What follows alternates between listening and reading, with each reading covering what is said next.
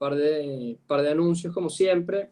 Eh, lo primero es que para esta tarea hubo 6 personas menos que enviaron la tarea que para la del martes. Y bueno, y con eso lo que quiero resaltar es que tienen que recordar que esto es más un maratón que un sprint. No se emboten, traten de no sobresaturarse, organicen bien su tiempo, traten de aprovechar los momentos libres en vez de esperar hasta el último minuto. Hoy, a un minuto del deadline, me llegaron como 5 tareas. Entonces, está bien, las recibo, no hay problema, y las voy a puntuar igual que cualquier otra, pero, pero consideren o sea, bueno, estoy seguro que si esas personas que lo mandaron en el último minuto probablemente hubieran hecho un mejor trabajo si hubieran tenido 5 minutos más, por lo menos, para tal vez repetir y cambiar algo, mejorar algo que ustedes mismos hayan notado.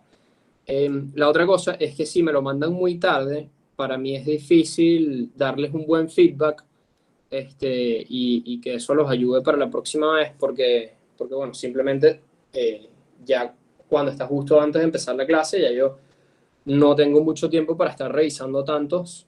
Eh, Sigue entrando gente para estar revisando tantas notas de voz. A ver, son 38 personas y, y yo soy solo uno. Entonces, si lo mandan con más tiempo, pues obviamente van a tener un feedback mucho más robusto. Hay personas a las que me lo mandaron con tiempo y algunos no les he respondido bien. Recuérdenmelo si sienten que necesitan algún comentario. Recuérdenmelo ahorita después de clase para que no se me vaya a pasar. Eh, y un par de cosas. O sea, creo que hay muy pocas personas que han sacado una mala nota en alguna de las tareas. O sea, con mala nota me refiero a menor de 10 o que en este caso es 0,5. Entonces, creo que, o sea, si no les está saliendo perfecto, no sé, en mala vida, es mejor que saquen 0,7 o 0,6 o incluso cero. Entonces, o sea, es como si estuvieran dejando la pregunta vacía en un examen.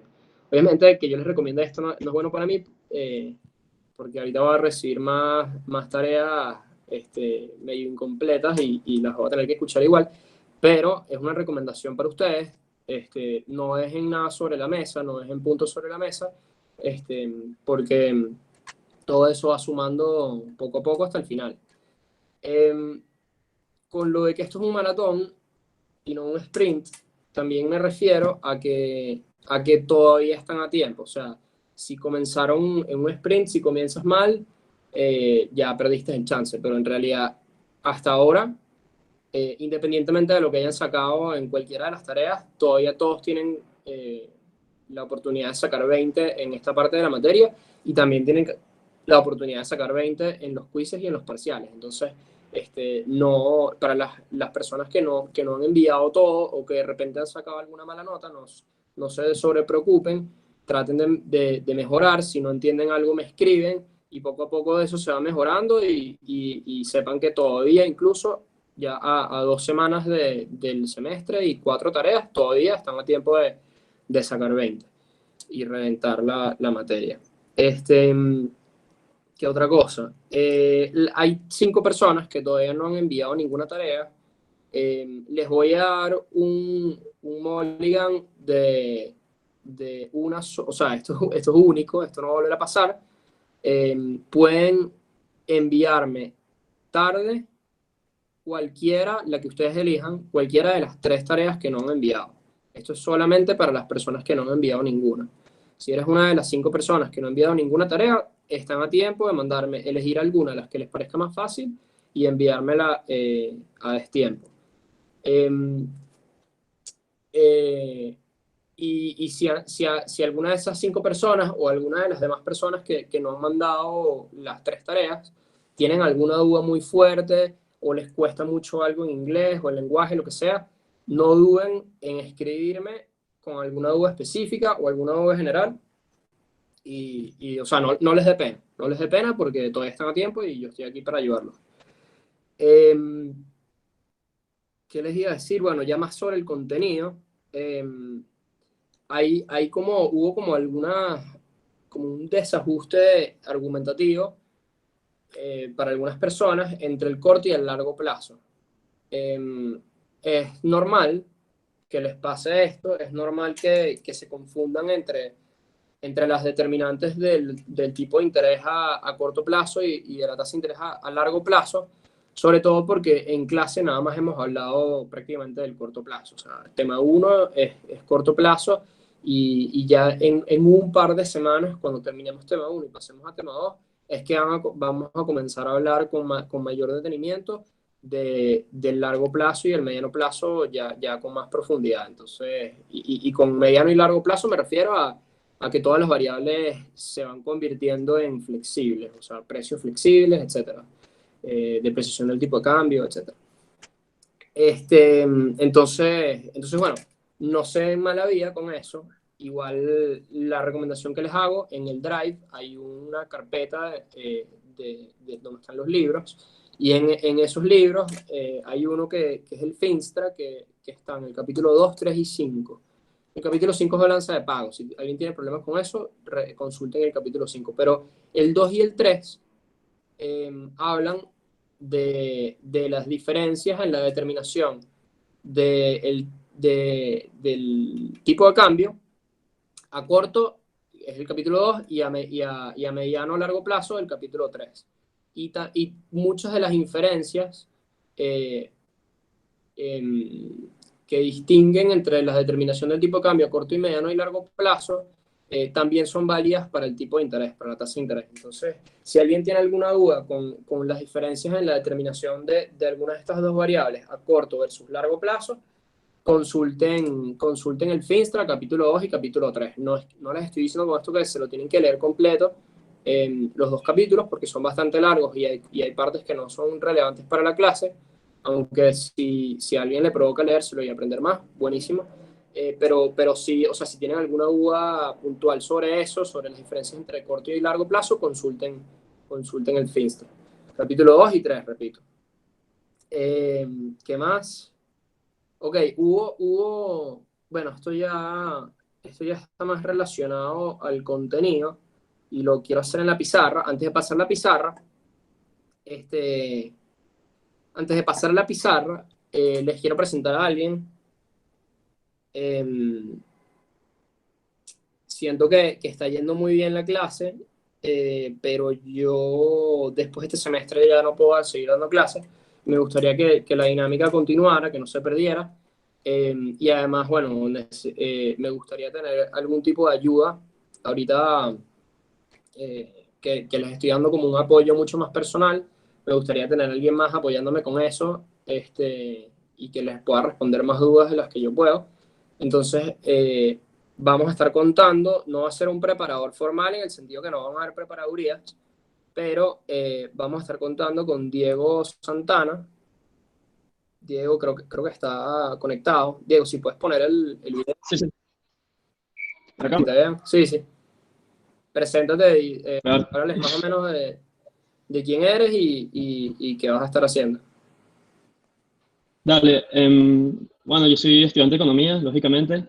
Ya terminé mi octavo semestre, estoy ahorita en tesis. Entrego tesis el 20 de noviembre. Bueno, ¿se me escucha bien primero? Sí, ¿Todo sí. fino? Dale. Y bueno, conozco a Guillermo, trabajamos juntos en Ecoanalítica por 2 años. Ya Guillermo no está en Ecoanalítica, pero lógicamente seguimos en contacto. Y bueno, esta oportunidad ya fui preparador de Macro 2 y quiero seguir en Macro 3, aunque no vaya a ser una preparaduría normal. Esto me nutre bastante a mí también y la idea es que esté ahí para apoyar a Guillermo y ayudarlos en sus dudas. Parecido a, creo que muchos de ustedes, sí, lógicamente vieron Macro 2 el semestre anterior. Yo estaba en la sección de Palacio para una dinámica parecida, para ayudarlos en sus dudas y todo eso.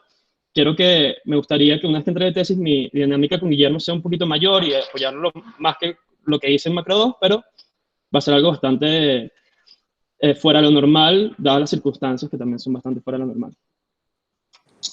Entonces, bueno, para resumir un poco, la dinámica con Diego al comienzo va a ser un poco más lejana porque le queda un mes para entregar tesis, para defender tesis, pero una vez que pase eso, la idea es que la comunicación pueda ser mucho más cercana, cualquier duda que tengan le escriben, lo fastidian y él va a estar ahí para responderles por la parte teórica. Y lo más importante es que cuando se estén acercando los exámenes y los quizzes, se abra la oportunidad de que se puedan armar como una especie de office hours o de preparadurías como extraordinarias, en donde ustedes mismos cuadran el horario y se practican el tipo de ejercicios que se estarían haciendo en los exámenes. Obviamente todo eso es extremadamente flexible, dado el contexto, y bueno, y poco a poco vamos a ir dándole más forma al rol de Diego. Exactamente. Gracias. Entonces, bueno, ya puedes quitar la cámara, Diego. Entonces, bueno, voy a pasar a la pizarra para ya empezar con la clase formalmente. Clase 4, ok. Entonces, lo primero que les quiero decir es para que estén como más tranquilos, veo algunas personas muy preocupadas, es que no se preocupen, o sea, yo sé que mi manera de dar clase es diferente y tal vez no están acostumbrados a eso. Entonces, no se preocupen por qué cosas escriben y qué cosas no escriben en el cuaderno. O sea, la idea de todas las clases que hemos visto hasta ahora, ya, no sé, no está saliendo en la pantalla. Ok, ahí ya lo ven. La idea de las clases que hemos visto hasta ahora prácticamente era todo repaso. O sea, todo lo que hemos visto hasta ahora en el mundo ideal, ya ustedes lo deberían haber sabido, y en macro 1 y macro 2 deberían haber entendido todo esto. Sin embargo, bueno, yo quise hacer un poco más de énfasis en que entendieran cómo funciona cada una de las variables que vamos a estar usando en los modelos, porque sé que siempre hay algunas lagunas con eso. Pero nada, básicamente si estaban muy preocupados por qué cosas anotar y qué cosas no anotar en el cuaderno, lo que ven aquí en esta lámina es lo que deberían tener, o sea, así desde el punto de vista frío, como que si apartan todas las explicaciones, básicamente estas son las fórmulas que deberían tener en su cuaderno. Los tres mercados en equilibrio, de qué depende cada variable, y ya, pues, y lo que hicimos durante las últimas tres clases fue explicarles y tratar de que entendieran qué variables afectan, ¿ok?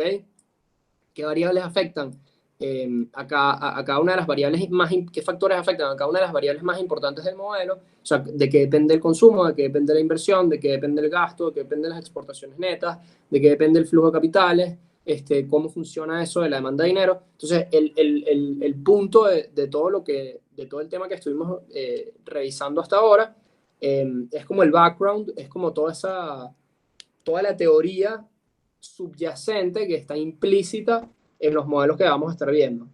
O sea, porque si yo empezaba de una vez a ponerles unas fórmulas matemáticas y unas gráficas que se movieran de un lado para otro dependiendo de estas variables, no iban a entender nada. O sea, no iban a entender cómo se interconectan cada una de las variables y iban a estar haciendo. Sí, iban a estar trabajando más mecánica y matemática que economía, o sea, no iban a estar entendiendo. De repente movían bien las gráficas, pero no sabían ni qué estaba pasando. Entonces, la idea de las últimas clases fue darles una especie de background teórico, para que las dudas de ahora en adelante sean menores y vayan entendiendo cada paso sin tener que estar explicando. Y bueno, también les quería dar como una especie de contexto venezolano para que fueran entendiendo cómo está Venezuela en términos de cada una de las variables de los modelos, para que no fuera algo ajeno a la experiencia personal de ustedes. Entonces, bueno, en términos de los tres mercados en equilibrio que normalmente mencionamos, estas son las tres ecuaciones que tenían que aprenderse y que tienen que saber de arriba para abajo, cómo funcionan a lo interno, teóricamente, o sea, cuáles son las fundaciones microeconómicas de cada paso, de cada factor. Y bueno, lo que hicimos después fue dar un repaso de balance de pagos para que entendieran más o menos qué es, cómo funciona y para qué sirve, porque la balanza de pagos, bueno, está implícita dentro del mercado externo y vamos a estar utilizando mucho, van a haber muchos choques a la balanza de pagos en los temas que vamos a estar viendo ahora en adelante, entonces me pareció importante que supieran bien, que tuvieran un conocimiento de lo que subyace detrás de todo lo que sucede matemáticamente y gráficamente en los modelos que vamos a estar viendo. Y bueno, y hablamos un poquito de esquemas de tipo de cambio porque vamos a estar diferenciando en los modelos entre cómo funcionan las economías de tipo de cambio flexible, cómo funcionan cuando son de tipo de cambio fijo y cómo funcionan cuando son de tipo de cambio fijo y el Banco Central básicamente hace mal su trabajo. Entonces, bueno, el punto es que entendieran, sí, básicamente, qué sucede en cada uno de esos tres casos y por qué un gobierno preferiría una cosa en vez de la otra. ¿Alguna pregunta hasta ahora?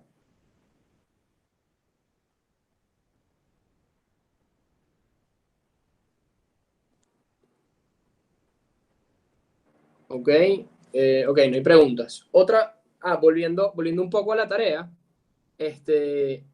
hay personas que mencionaron, se pusieron a mencionar fórmulas matemáticas en la tarea. No estoy en contra de eso, pero si lo van a hacer, procuren que lo que estén diciendo sea correcto.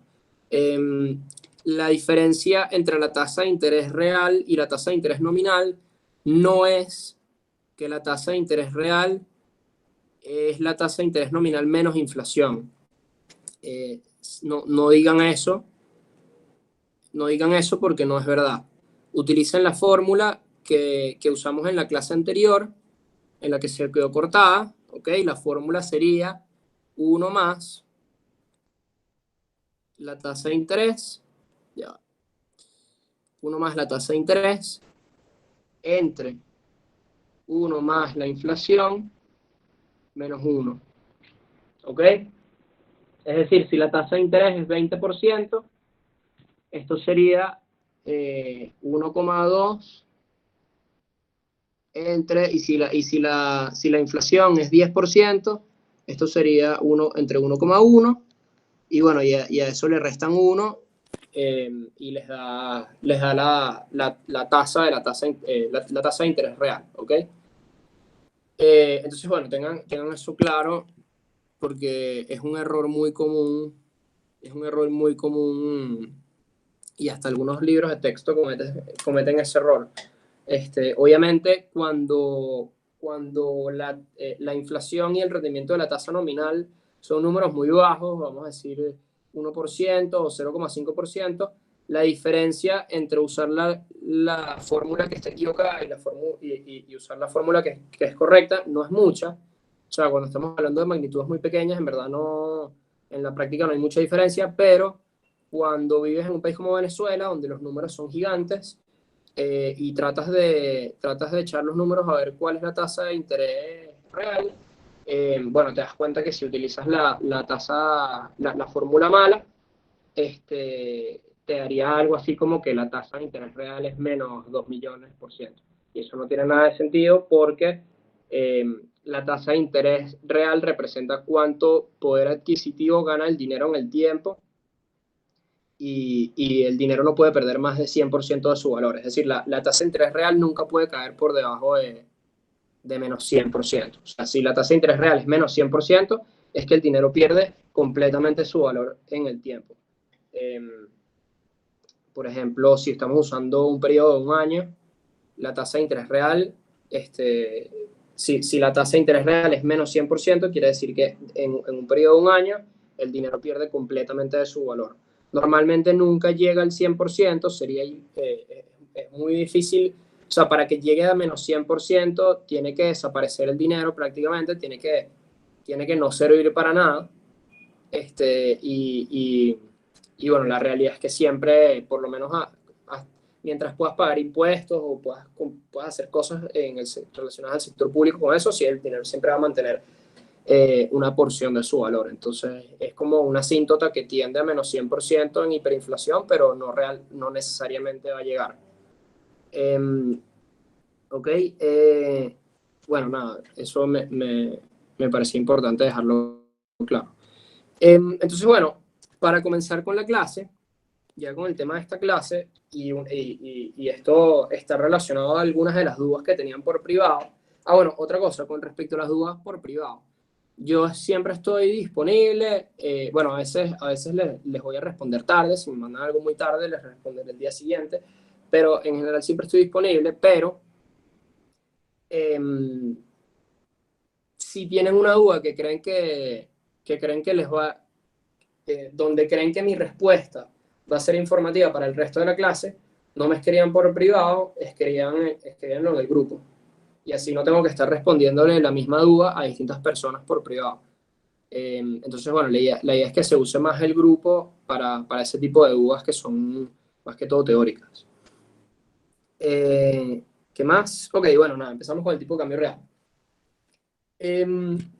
Muchas personas tuvieron dudas con el tipo de cambio real, sobre todo en esta tarea, lo cual me pareció extraño, considerando que la tarea era sobre la tasa de interés. Pero, pero nada, me gustaría, o sea, que la clase hoy va a ser informativa en ese sentido, pero me gustaría ver si alguien en el público, alguien en la clase, puede responder básicamente qué es el tipo de cambio real, ¿ok? Antes de que empecemos. Ya dijimos en las clases anteriores que es súper importante para la determinación del nivel de exportaciones y de importaciones, pero me gustaría que alguien recordara al resto de la clase de qué se trata esta métrica.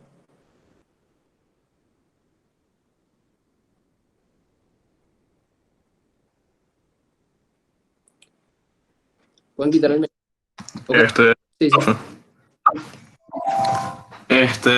bueno, el tipo de cambio real es la medida por la que uno evalúa, o sea, es una medición, o sea, te dice cuál es el valor de la moneda como tal, o sea, el poder adquisitivo, o sea, cuánto vale un bien de un país comparándolo con los bienes de otro país. Más o menos eso es lo que yo entiendo. Ya, si lo tuvieras que, o sea, si ya medio más, ya lo procesaste más en tu cabeza. Ya con más precisión, ¿cómo lo estructuraría?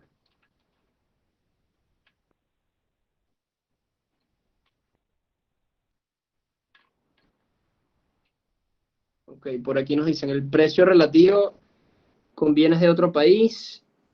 Toma en cuenta el poder de compra de la moneda en la canasta de productos internacionales. Me enredé.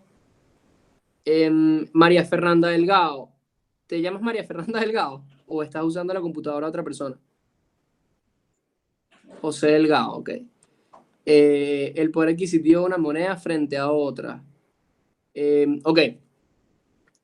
Bueno, cuando hablamos del tipo de cambio nominal, ese que ven ustedes en Dollar Today o en Monitor Dólar BE o en cualquiera de esas cuentas, o incluso ya hasta en el Banco Central, ese tipo de cambio nominal es la relación entre el valor de dos monedas.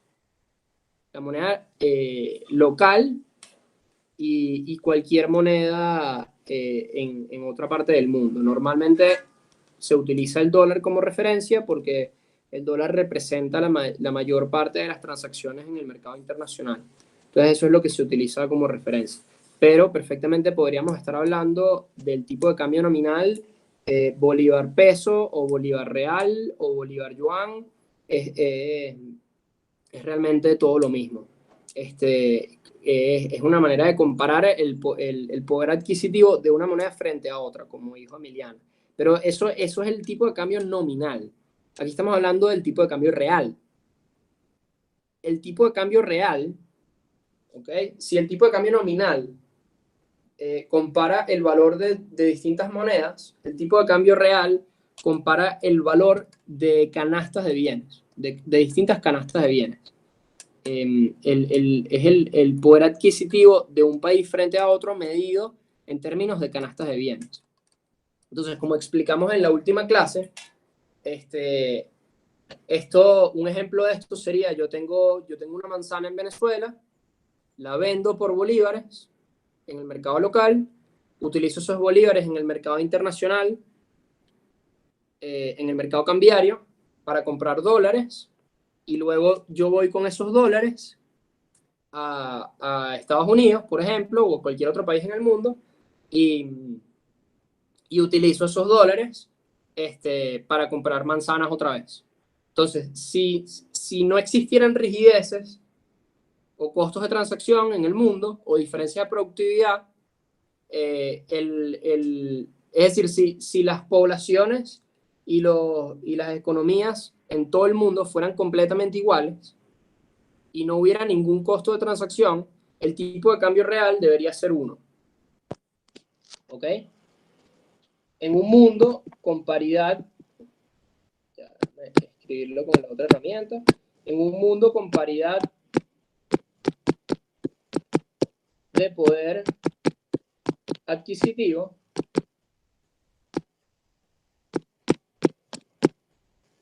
entre paréntesis, PPA, en un mundo con paridad de poder adquisitivo, hipotético, el tipo de cambio real, que vamos a llamar R, debería ser igual a 1. ¿Ok? Entonces, ¿qué quiere decir que sea igual a 1? Que vendiendo una manzana en Venezuela y pasándola a través de todos esos pasos que explicamos antes, podrías comprar la misma cantidad de manzanas, en este caso 1. Si vendieras 500 manzanas, agarras esos bolívares, los cambias por dólares, lo usas esos dólares para comprar manzanas en Estados Unidos, deberías agarrar 500 igualito. Entonces, si eso no es así, si no se cumple la paridad de poder adquisitivo, sino que con una manzana en Venezuela puedes comprar 2 en Estados Unidos, o puedes comprar la media manzana en Estados Unidos, ¿ok? Entonces, el tipo de cambio real no va a cumplir esa regla hipotética de la paridad de poder adquisitivo. Entonces, ¿quién me puede dar ejemplos de por qué no se cumpliría esa paridad de poder adquisitivo?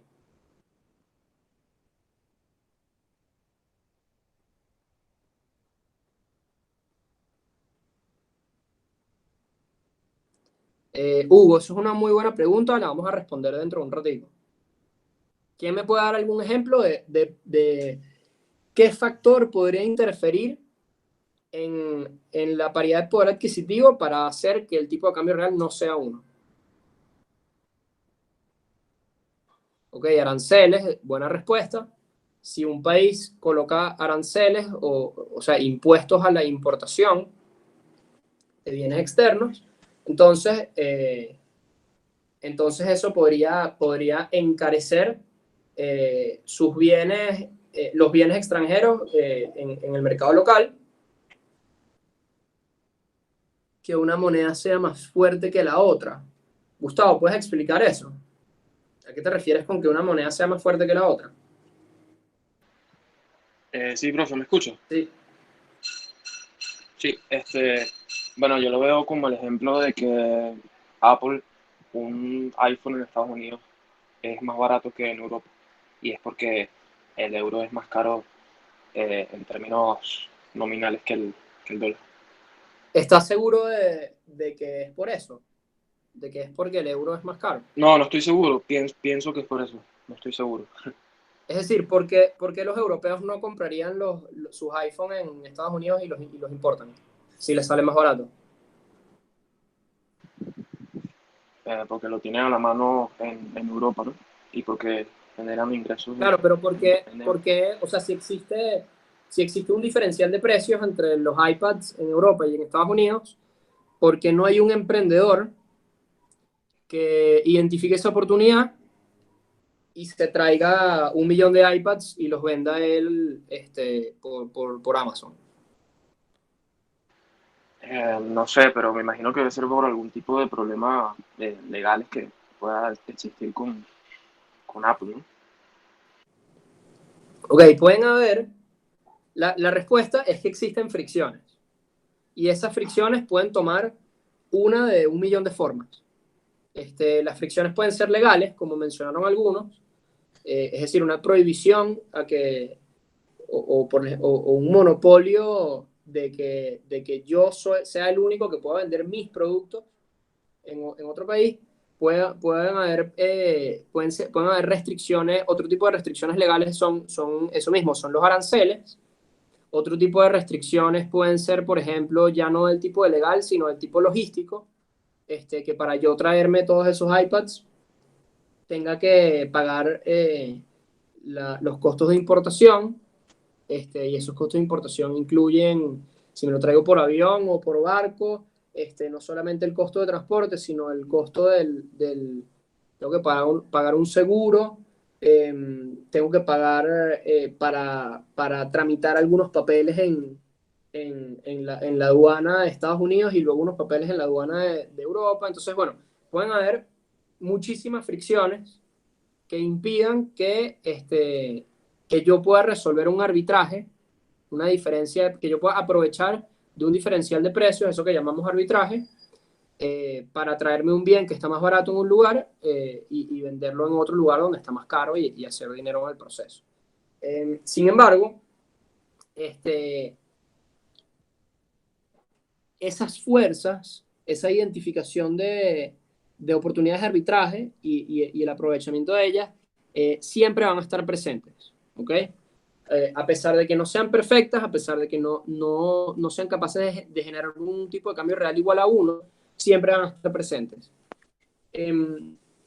¿A qué me refiero con esto? El tipo de cambio real, como vimos en la clase anterior, esta R, ¿ok? La podemos desglosar en que el tipo de cambio nominal, en que R es igual al tipo de cambio nominal, por la relación entre los precios nominales de cada país. ¿Ok? El precio, P asterisco, está, por ejemplo, en dólares. El P sin asterisco de abajo, que son los precios locales, está en bolívares, en este ejemplo, y este tipo de cambio nominal que está aquí está en bolívares sobre dólares. Sobre dólares.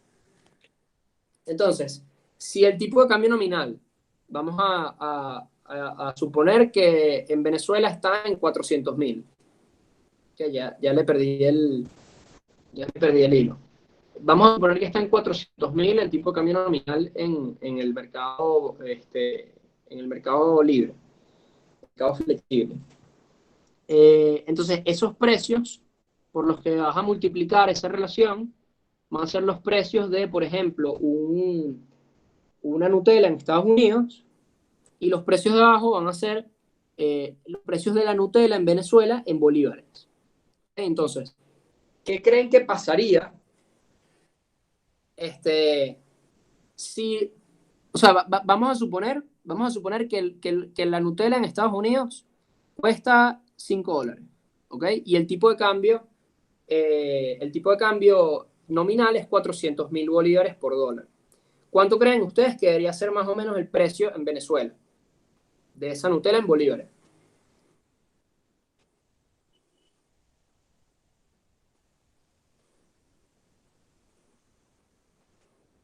Está fácil, o sea, el precio afuera son 5 dólares, el tipo de cambio nominal es 400.000. ¿Cuánto creen que debería estar aquí en Venezuela? Unos dicen 2 millones. En el caso de que fueran 2 millones, el tipo de cambio real sería 1, ¿no? O sea, porque 5 por 400.000, ¿ok? Es 2 millones. Entonces, Brian, por qué dices que sería, no, ya va, había leído 5.400.000. Ok, ¿quién dice que no es 2 millones? ¿Hay alguien en el público que diga que no es 2 millones?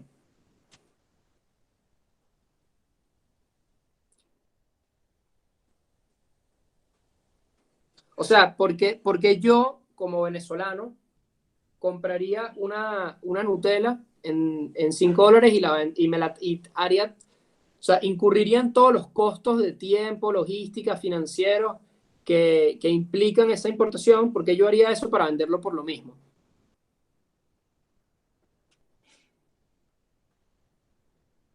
Claro, pero yo le gano algo si hago eso. O sea, porque yo haría esa transacción.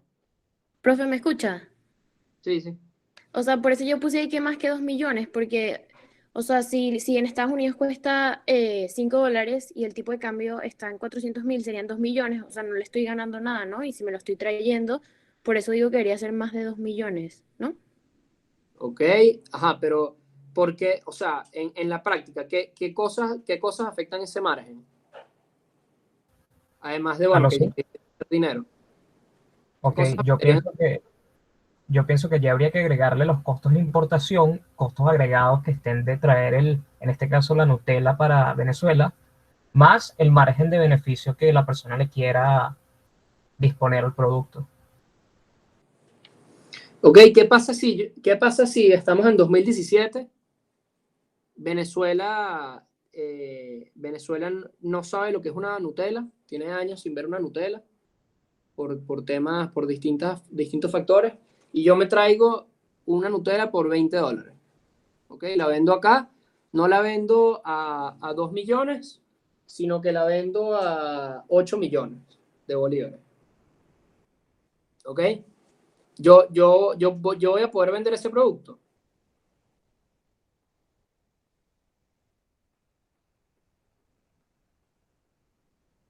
Ajá, dice Freddy, por ley de oferta y demanda, sí. Ok, Freddy, entonces, paso a paso, ¿qué va a ir pasando? Es escaso, ok, la gente valora la Nutella, si yo la vendo, ¿cuánto dije yo? $20. Si yo la vendo a $20 y la gente lo valora más de $20, entonces como es un bien, como ese es el precio al que yo lo estoy ofertando y no hay más nadie ofertándolo, la gente lo va a seguir comprando. Probablemente yo pueda seguir vendiendo mi cosa. Pero claro, ¿qué va a pasar si la gente se da cuenta que yo estoy vendiendo Nutellas por $20 y en el resto del mundo se venden a 5?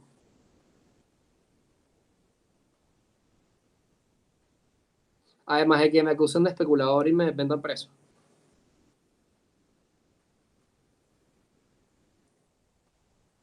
¿Quién va a buscar y traerla más barata? O sea, digo que o sea, si tú la vendes en $20 y la gente sabe que cuesta 5, o sea, supongo que empieza una competencia de mercado, o sea, de alguien que la pueda tener más barato y se la compren al otro, ¿no? Porque 20 sigue siendo, o sea, es mucho más caro. Ajá, entonces va a empezar una competencia. La gente va a ver que yo estoy vendiendo eso a $20 y la gente va a ver una oportunidad de mercado. Entonces, ¿hasta dónde va a bajar el precio?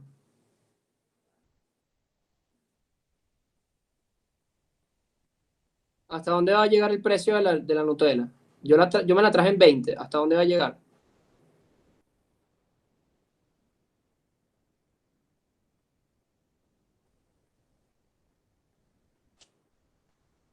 Sea, pienso que con la competencia y a medida que vayan bajando los precios, la Nutella encontrará un precio de equilibrio. Veo que también, o sea, algo así también está pasando ahorita de por sí con estas bebidas seltzer que están empezando a llegar a Venezuela y hay como muchos emprendimientos que están empezando a surgir con eso. Creo que es un ejemplo también bien actual. ¿Ok? Entonces sí, va a empezar una competencia. La oferta va a empezar a aumentar. Yo voy a dejar de ser el monopolista de las Nutellas. La oferta va a empezar a aumentar en la medida que todo el mundo se da cuenta que hay una oportunidad de mercado en la importación de Nutellas. Y poco a poco esa competencia va a hacer que los precios vayan bajando hasta que se encuentre un equilibrio. Y ese equilibrio va a depender de muchos factores. Va a depender de cuánto cueste entablar una relación comercial con los proveedores afuera, cuánto cueste pagarle a los empleados que tengo que contratar para que ese emprendimiento sea productivo. Va a depender de cuánto le tengo que pagar en la vacuna al tipo de la aduana, va a depender de de cuánto, y va a depender más o menos del promedio de lo que la gente le quiera sacar a esa venta. O sea, si el mercado en general está dispuesto, si los vendedores en general están dispuestos a sacarle nada más el 5% al emprendimiento, entonces el precio va a ser más bajo que si el promedio de los vendedores le quieren sacar el 10%. O sea, en cierto modo el precio va a bajar hasta donde los vendedores decidan que ya es suficiente seguir compitiendo. O sea, cuando los vendedores decidan que ya no tiene sentido seguir compitiendo, entonces ahí va a dejar de bajar el precio. Y eso puede depender de muchas cosas. En la literatura se suele decir que ese margen de ganancia va a depender de la siguiente, en el margen va a depender de cuál es la inversión sustituta que yo podría hacer con mi dinero. Es decir, si la tasa de interés, por ejemplo, está en 10%, entonces, ¿para qué yo le voy a sacar 5% a toda esta estructura de ventas de Nutella si poniendo mi dinero en unos bonos que rindan 10% o comprando unas acciones que rindan 10% con bajo riesgo, puedo obtener un rendimiento igual o mayor? Entonces, van a haber toda una serie de factores que van a influir en todo ese en todo ese proceso de determinación de los precios en el mercado. Esto, señores, esto es micro 1. O sea, lo repito porque sé que siempre quedan algún tipo de lagunas, pero esto es básico. A ver, ¿qué sucede? Vamos a suponer que el tipo de cambio real está en equilibrio, ¿ok? Y el equilibrio en la economía no es que el tipo de cambio sea 1, es decir, vamos a suponer que tenemos una economía donde el tipo de cambio real de equilibrio es 1,5.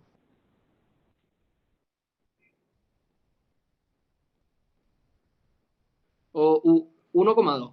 Vamos a decir que es 1,2 en esa economía. ¿Qué quiere decir esto? Que en esa economía, si suponemos que el tipo de cambio nominal que estamos utilizando es moneda local sobre monedas extranjeras y que tenemos los precios internacionales arriba en vez de abajo, porque, a ver, el tipo de cambio real lo pueden ver de muchísimas maneras.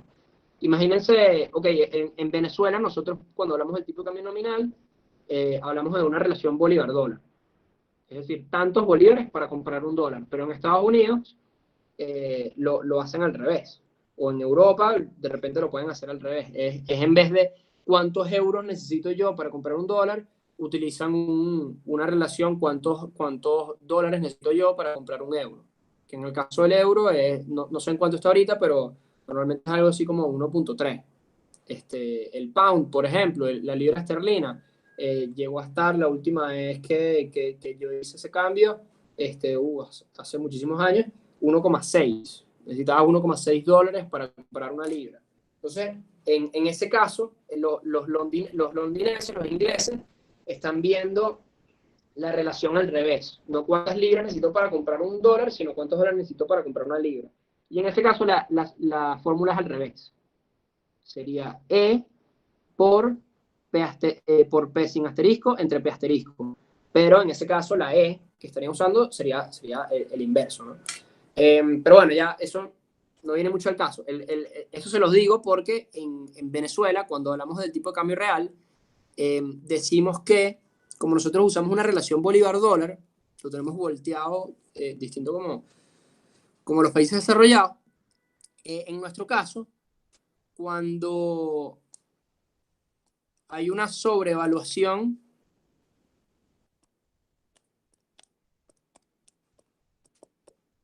del tipo de cambio real, es porque el tipo de cambio real es menor a 1 y cuando hablamos de una subvaluación del tipo de cambio real es porque el tipo de cambio real es mayor a 1. ¿Ok? ¿Qué quiere decir esto? Que si en este ejemplo donde el tipo de cambio real de equilibrio es, si en este ejemplo el tipo de cambio real de equilibrio es 1,2, ¿ok? Entonces no estamos diciendo que los productos locales van a ser 20% más caros que afuera, sino todo lo contrario. Estamos diciendo que los productos locales van a ser 20% más baratos que afuera. ¿Ok? ¿Eso quedó claro? ¿O alguien quiere que lo explique mejor?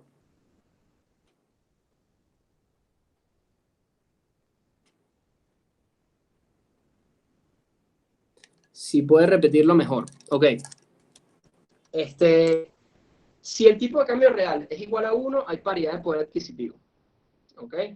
Esto quiere decir que una canasta de bienes en el país local que se vende en el mercado local y donde ese dinero local se intercambia por divisas extranjeras en el mercado cambiario y luego se utiliza eso para comprar esa misma canasta de bienes afuera, ¿ok? Un país donde hay paridad de poder adquisitivo es un país donde todo eso te permite comprar la misma proporción de esa canasta de bienes afuera que adentro. Entonces, hay países donde la relación es mayor y países donde la relación es menor. ¿Cómo puede un país, por ejemplo, depreciar su tipo de cambio real para que esté subvaluado en vez de con paridad? ¿Alguien tiene alguna idea de cómo esto podría pasar? O sea, ¿cómo un país puede depreciar su tipo de cambio real hasta un punto donde esté sobrevaluado? Perdón, subvaluado. ¿Es posible esto?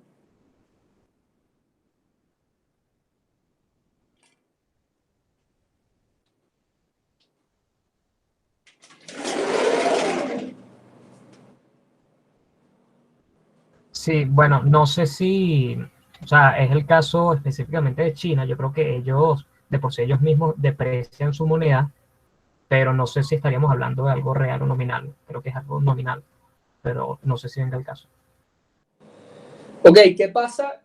Vamos a suponer que como estamos en tema 1, que es el corto plazo, los precios son fijos. O sea, no hay ningún cambio en el corto plazo en los precios en bolívares ni en los precios en dólares.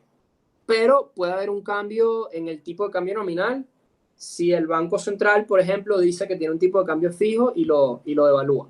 Imagínense que todo eso es cierto, hipotéticamente, ¿ok? Que P asterisco y P sin el asterisco son fijos, pero que el tipo de cambio nominal puede variar. ¿Ok? Un mundo en donde E se puede depreciar, pero P asterisco es fijo y P sin el asterisco también es fijo. ¿Ok? Bueno, nuevamente, hago la pregunta. ¿Por qué cuando el tipo de cambio nominal se evaluó, le puse una flecha para arriba en vez de para abajo?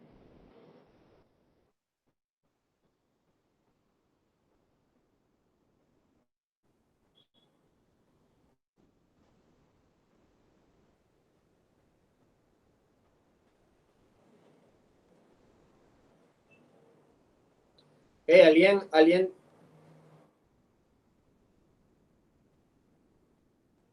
Porque los bienes locales son más baratos, aumenta el precio de la moneda respecto a la otra. Aumentó el precio de la divisa. Ok, cuando el venezolano dice la palabra divisa, normalmente se refiere a las divisas extranjeras, pero divisa es prácticamente sinónimo de moneda. Entonces, o sea, el bolívar también es una divisa. El tema es que no, tal vez el resto del mundo no la quiere, pero sigue siendo una divisa. Ajá, cuando el tipo de cambio nominal, cuando el bolívar se deprecia o se devalúa, la flechita va para arriba con este tipo de cambio nominal porque nosotros en Venezuela hablamos de bolívares sobre dólares, bolívares por dólar.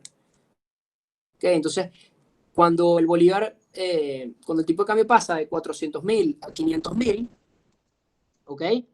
Es porque el bolívar se depreció, porque hace falta más bolívares, como vale menos el bolívar, hace falta más bolívares para comprar $1, ¿ok? Entonces, no pasó nada con los bienes afuera, no pasó nada con los bienes adentro, siguen teniendo el mismo precio en el mercado local y en el mercado extranjero que tenían antes.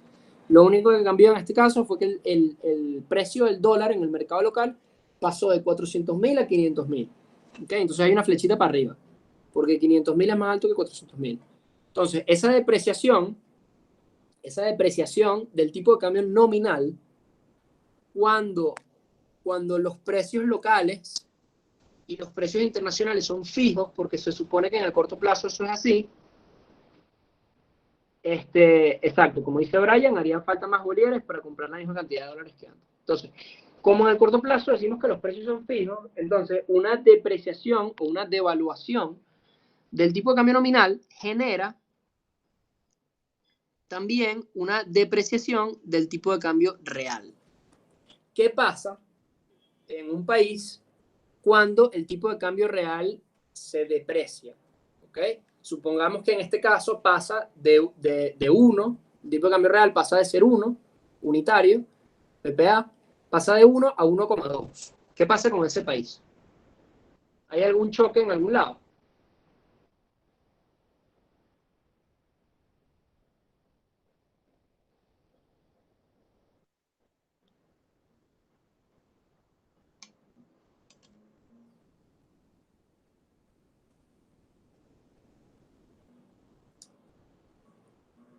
Luis Miguel.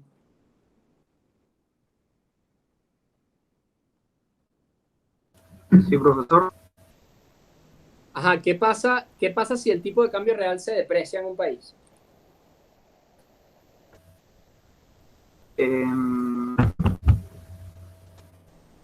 Lo que pasa es que estoy un poco confundido por el término de que como aquí lo vemos al revés, entonces, o sea, por lo que estoy viendo en las láminas, el tipo de cambios el tipo de cambio real de un país se deprecia, tendría una subvaluación, ¿no?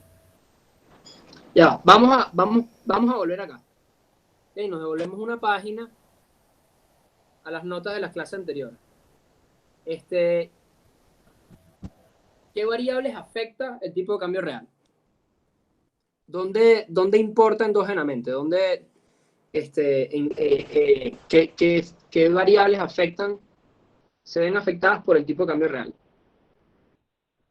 ¿En el mercado de bienes, en el mercado externo? ¿Importa el tipo de cambio real?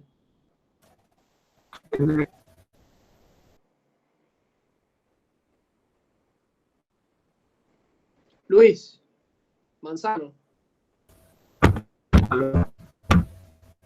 ¿Importa el tipo de cambio real en algo, en el mercado externo? ¿Importa? ¿Afecta alguna variable?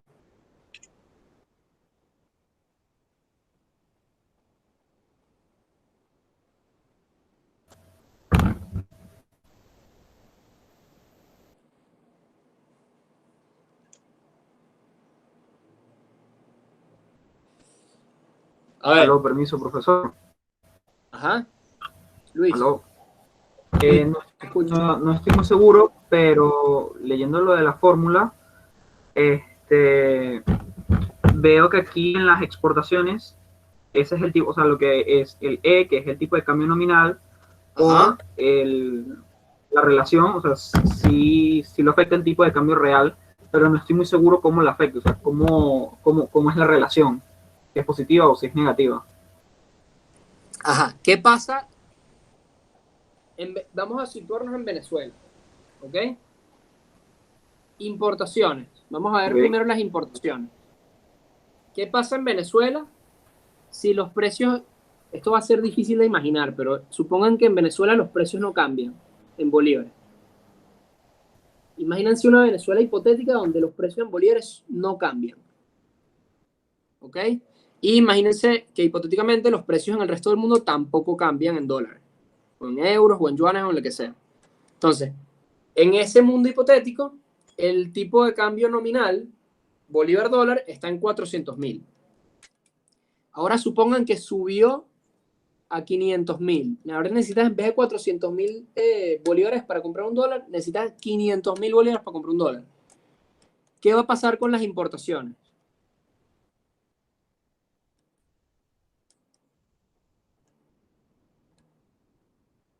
Disminuyen. Las importaciones van a bajar. ¿Quién dice que disminuyen y por qué?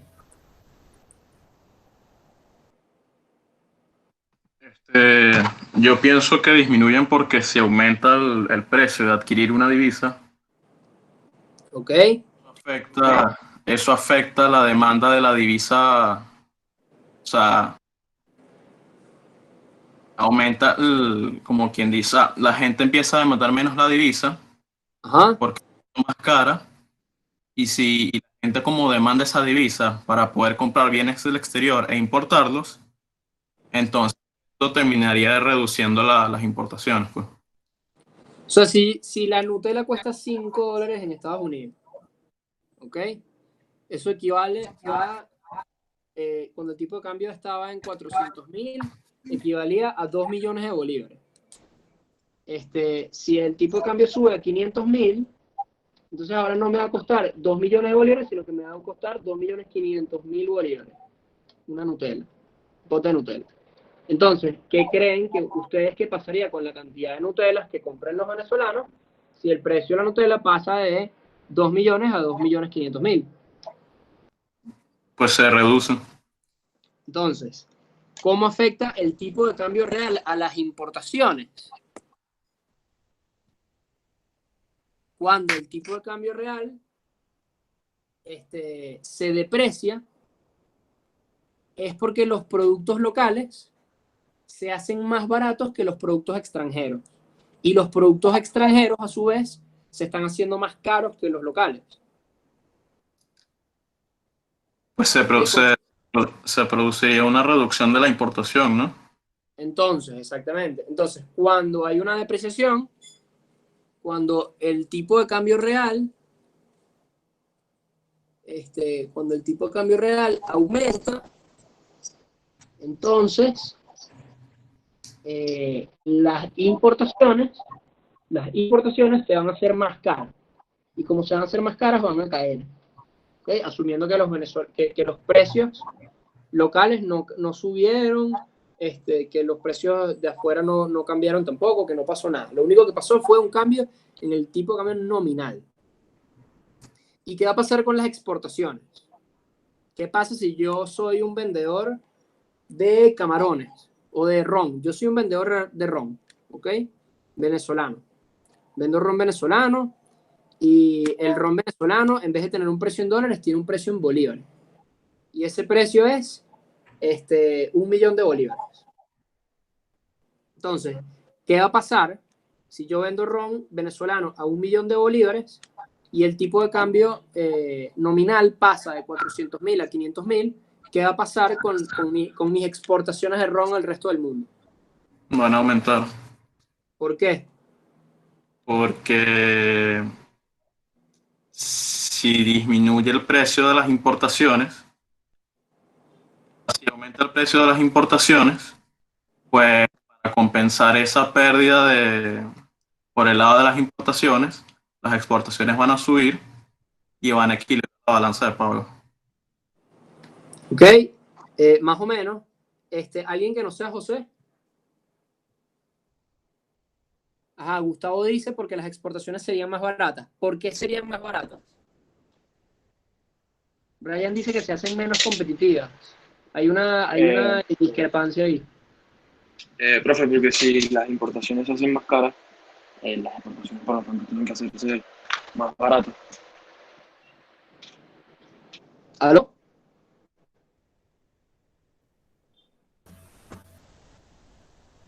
¿Aló? Ajá, Luis Miguel.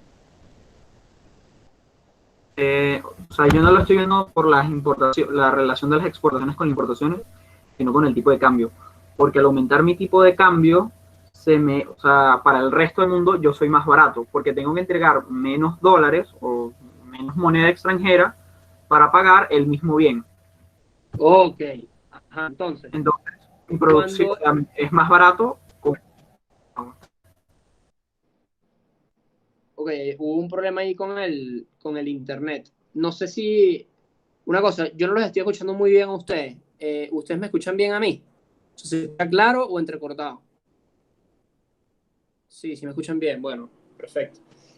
Ok, Se escucha bien claro. ok, entonces el tema es que cuando uno necesita más bolívares para comprar un dólar, se van a necesitar menos dólares para comprar la misma cantidad de bolívares. O sea, hubo un momento, no sé si lo recuerdan ustedes, si tuvieron el chance de vivir eso, donde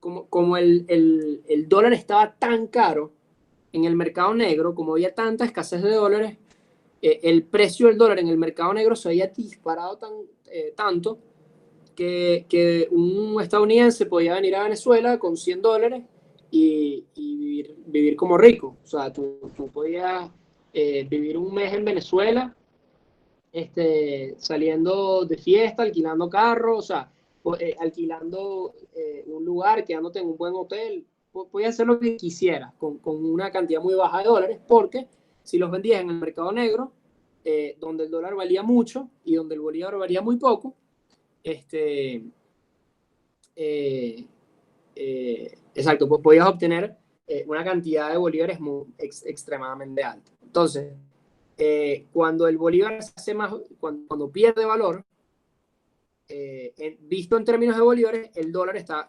adquiriendo más valor. Pero en realidad no es que el valor del dólar está cambiando, sino que el bolívar es el que está cambiando, el valor del bolívar es el que está cayendo, y el valor del dólar solo sube en relación al bolívar. ¿Ok? No es como que al bolívar en general le está pasando algo, solamente cuando lo comparas con el bolívar. No es como que al dólar en general le está pasando algo, sino que solo cuando lo comparas con el bolívar.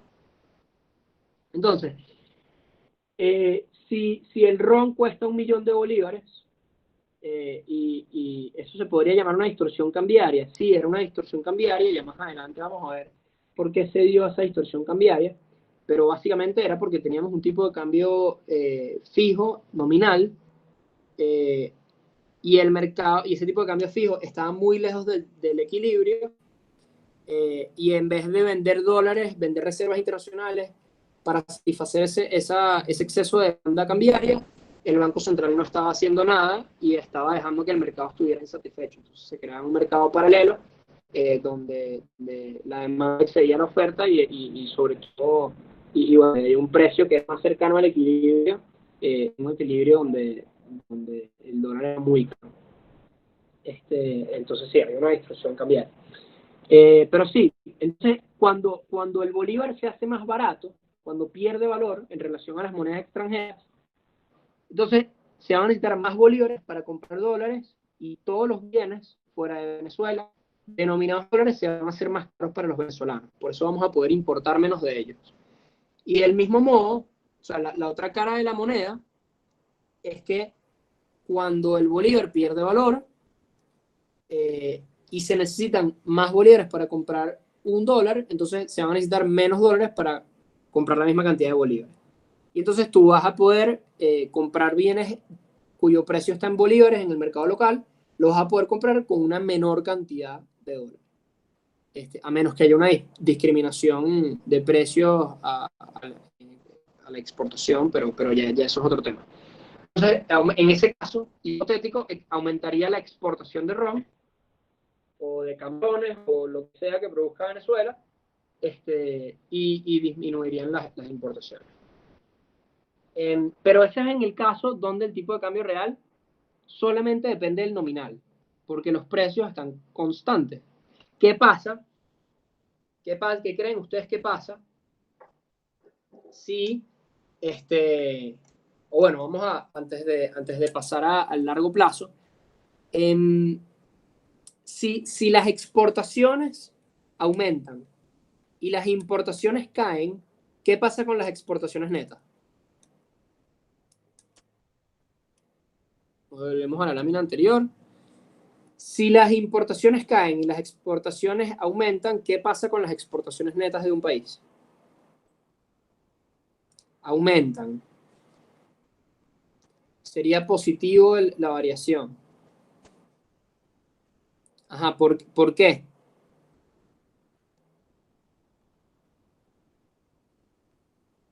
¿Por qué aumentarían las exportaciones netas? Alguien que nos está hablando. Daniela.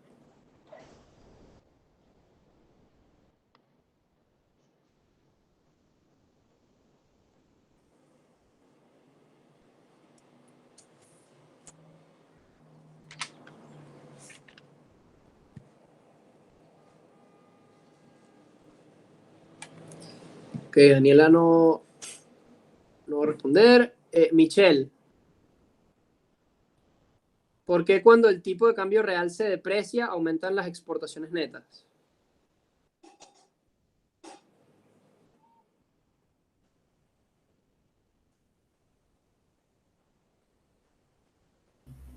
Aló, profe, ¿me escucha? Ajá. Ajá, ¿puedes repetir, please? ¿Por qué cuando el tipo de cambio real se deprecia aumentan las Ujú. exportaciones netas?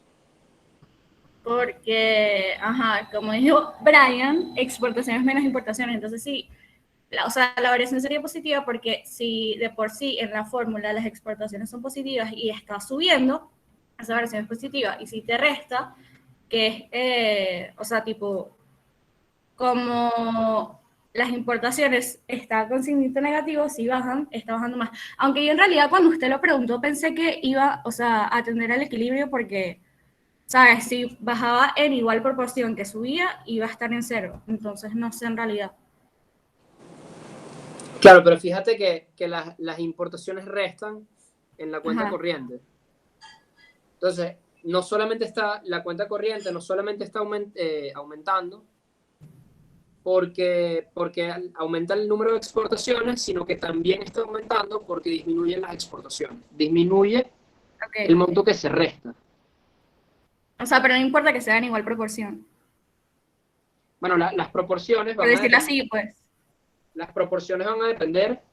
Es decir, si es la misma proporción, si las exportaciones suben 50% y si las exportaciones suben 50% y las importaciones caen 50%, ¿ok?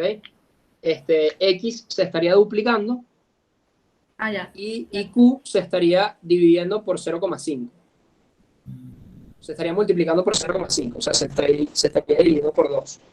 Entonces, el término que se resta sería menor ahora y el término que suma sería mayor. Okay. Entonces, hay un doble efecto. Hay un efecto positivo porque aumentan las exportaciones y un efecto positivo porque disminuyen las importaciones. Okay. Entonces, ¿por qué si las exportaciones netas aumentan cuando el tipo de cambio real se deprecia, ¿por qué no todos los países están devaluando su moneda cada rato? O sea, ¿por qué yo como país no devaluaría indefinidamente mi moneda para que todo el mundo me compre lo que exporto y para que mis individuos no importen casi nada?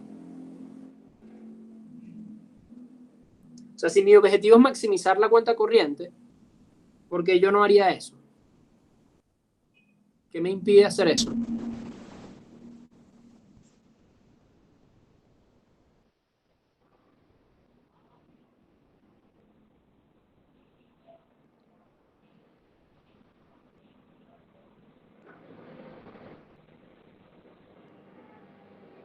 Porque depende si es un país industrializado. ¿Qué tiene que ver que sea un país industrializado, José? O sea, hay algo de verdad en eso, pero ¿por qué te parece relevante eso? O sea, ¿por qué un país no devaluaría indefinidamente su moneda si eso en el corto plazo hace que suban sus exportaciones y bajen sus importaciones, expandiendo su cuenta corriente? Bueno, yo creo que, o sea, para eso tendrías que ser primero un país que tenga la capacidad productiva para estar afrontando la caída de de las importaciones y el aumento de las exportaciones. Porque ¿Ok? si no tienes una economía industrializada, lo que va a ocurrir es que a devaluarse la moneda, si tu economía sigue siendo dependiente de las importaciones, como por ejemplo aquí en Venezuela, porque no tenemos la producción consolidada, pues lo que va a hacer es aumentar los precios y termina generando inflación internamente. Ok, entonces, como dice José, solamente tiene sentido devaluar la moneda o dejar que tu moneda se deprecie para que eso aumente las exportaciones y disminuya las importaciones, si tu país realmente tiene la capacidad de aumentar las exportaciones. O sea, si la moneda se deprecia, imaginen que el bolívar se deprecia o tiene un tipo de cambio fijo y lo devalúan. Y se hacen más competitivas nuestras exportaciones, imagínense que aumenta la demanda de ron venezolano, la demanda de ron venezolano se quintuplica, ¿ok? Pero ron Santa Teresa no tiene la capacidad de vender 5 veces más ron. O sea, ¿qué pasaría en un escenario en donde la demanda se quintuplica, pero la oferta permanece constante porque no estamos suficientemente industrializados como para expandir la producción? ¿Qué pasaría en ese escenario? Donde la oferta es rígida y la demanda se expande. Ok, como dice Frey, aumentan los precios. Entonces, como dice Frey, a largo plazo, vamos a quitar aquí un poquito este sucio que está acá. A largo plazo, cuando tomas en cuenta el efecto de los precios y no solamente el efecto del tipo de cambio, entonces el tipo de cambio real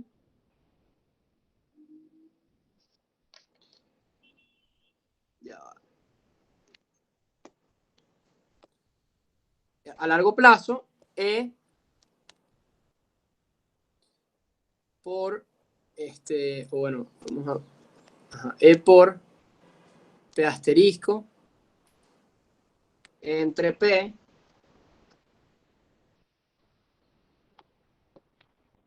si E aumenta, ¿ok? Es decir, se deprecia el tipo de cambio nominal, hay dos cosas que pueden pasar. La primera, o sea, en primer lugar, va a aumentar la demanda de los bienes locales y va a disminuir la demanda de los bienes extranjeros. Eso es algo que va a pasar inmediatamente. Va a aumentar la demanda de bienes locales, o sea, la demanda para que nosotros exportemos, y va a disminuir la demanda de bienes foráneos, es decir, van a haber presiones para la reducción de las importaciones. Entonces, eso va a generar dos posibles escenarios.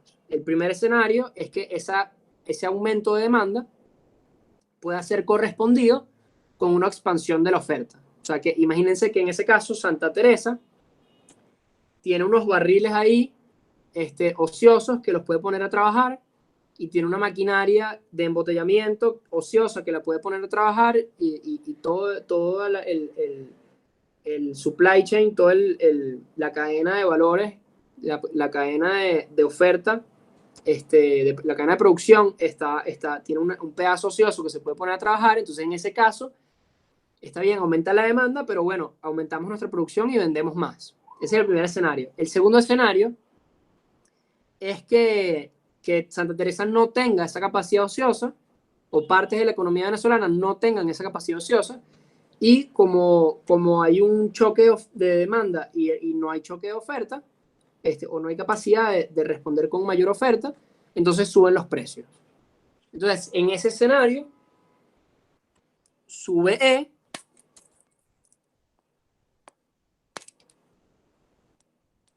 ¿ok? Y sube P. ¿Qué pasa si sube E y sube P también?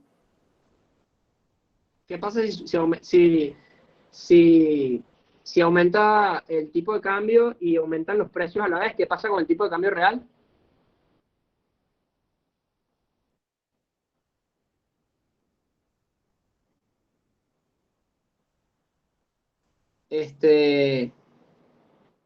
Aumenta, disminuye. ¿Por qué aumenta, José? Porque, bueno, matemáticamente, si aumenta el denominador, pues disminuye el numerador y evidentemente no habría una paridad, sino que más bien, o sea, terminaría bajando el tipo de cambio. porque aumenta el precio del bien, o sea, del denominador y del numerador, pues. Y el denominador se queda igual, entonces. Ok, la respuesta es que no sabemos qué pasa. Porque el aumento de precios genera una apreciación del tipo de cambio real y el aumento del tipo de cambio nominal genera una depreciación del tipo de cambio real. Entonces tienes una presión de depreciación del tipo de cambio real por la vía del tipo de cambio nominal y tienes una presión de apreciación del tipo de cambio real por la vía de los precios. No sabemos cuál va a ser el efecto final, porque hay uno en una dirección y hay otro en la otra. Entonces, el efecto final va a depender de cuál sea la proporción en la que varió el tipo de cambio nominal y cuál fue la proporción en la que variaron los precios.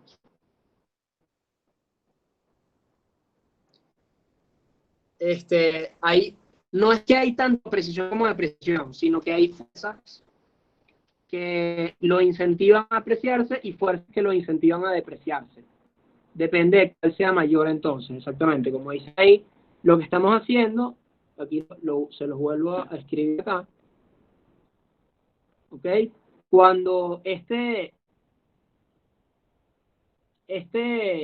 flecha aquí arriba, vamos a poner en verde, esta flecha aquí arriba, que significa que se depreció el tipo de cambio nominal, ¿ok? Esa flecha verde ahí arriba, estaría multiplicando, por ejemplo, si se depreció en 50%, estaría multiplicando por 1,5 arriba, ¿ok? Y esta flecha aquí abajo, de aumento de los precios, si suponemos que los precios aumentaron también 50%, estaría dividiendo la fracción por 1,5. Entonces, en el caso donde las proporciones sean las mismas, no va a haber ninguna variación en el tipo de cambio real. O sea, en este caso, el tipo de cambio real permanecería constante.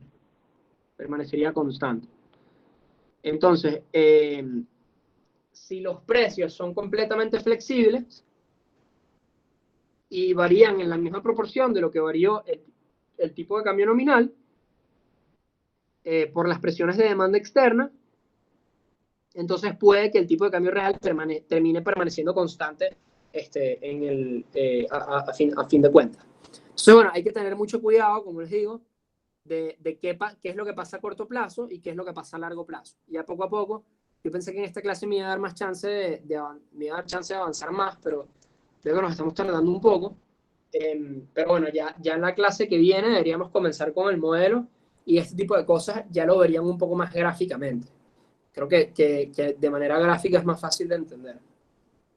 Entonces, bueno, hasta ahora, para resumir un poco, el tipo de cambio real depende del tipo de cambio nominal, depende de los precios externos y depende de los precios internos. Si los precios internos, por ejemplo, aumentan, la canasta local se hace más cara y perdemos competitividad.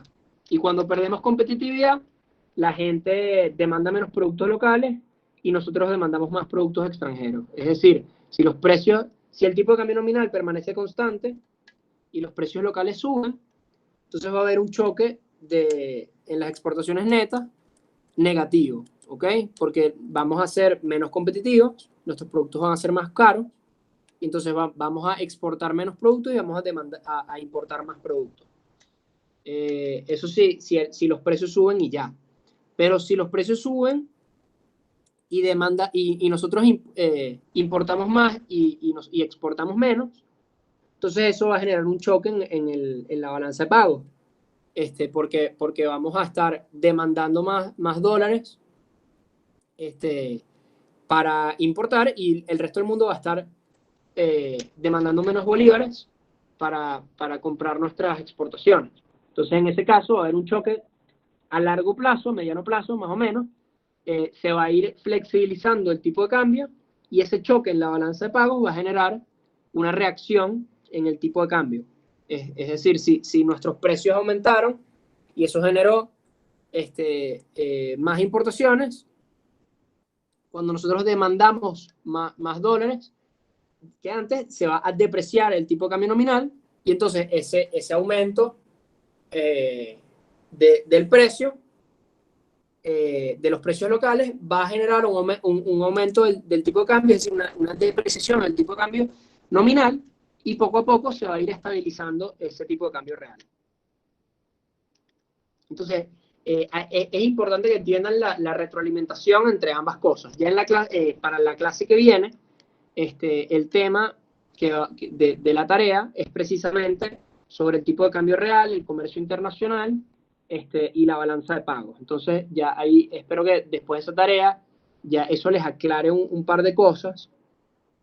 Es sobre la relación entre Estados Unidos y China en términos de cuenta corriente y tipo de cambio real. Y ya, por ejemplo, vi que Brian hablaba mucho de lo que hacía China con su moneda. Esa discusión creo que va a despejar un par de dudas con respecto a eso. Pero bueno, en esta clase vamos a ver si nos da chance de... Sí, vamos a hablar de qué está pasando en Venezuela, qué ha pasado en Venezuela con el tipo de cambio real, y luego vamos con un tipo de cambio multilateral y bilateral, a ver si cerramos por hoy, y luego la clase que viene hablamos de, sí, ya comenzamos con el modelo, tenemos el último supuesto y comenzamos con el modelo. Entonces, ¿qué ha pasado con el tipo de cambio real en Venezuela? Este gráfico que tenemos acá, ¿okay?, representa los términos de intercambio según el tipo de cambio, según el mercado paralelo. ¿Ok? Si R es igual a E por P asterisco por P, ¿ok? Y asumimos que esta E de la que hablamos, este tipo de cambio nominal, es el tipo de cambio paralelo. ¿Ok? Entonces este tipo de cambio real sería el tipo de cambio real paralelo.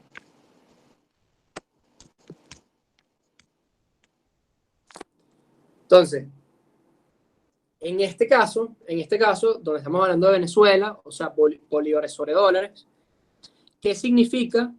Que cuando a comienzos de 2013 el tipo de cambio real empezó a subir. ¿Qué implicaciones pudo haber tenido eso? O sea, fíjense en este gráfico, la línea roja es el 1, esta línea horizontal roja es el 1, y la línea azul es el tipo de cambio real en la balanza de pagos paralela, en el mercado paralelo. Entonces, fíjense que se mantuvo relativamente constante y a comienzos de 2013 o a finales de 2012 se disparó. ¿Qué creen ustedes que significa eso? O sea, ¿qué implicaciones en la balanza de pago pudo haber tenido eso?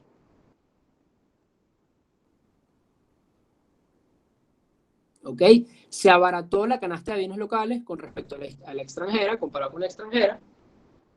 Ese es el ejemplo que estábamos diciendo antes, de cuando los extranjeros podían venir acá con $100 y hacer lo que quisieran. ¿Ok? La canasta de bienes locales era extremadamente barata. Fíjense que llegó casi a 12 veces más barata que lo que sería en el equilibrio. ¿Ok? En PPA. Entonces, ¿qué implicaciones creen ustedes que tendría eso?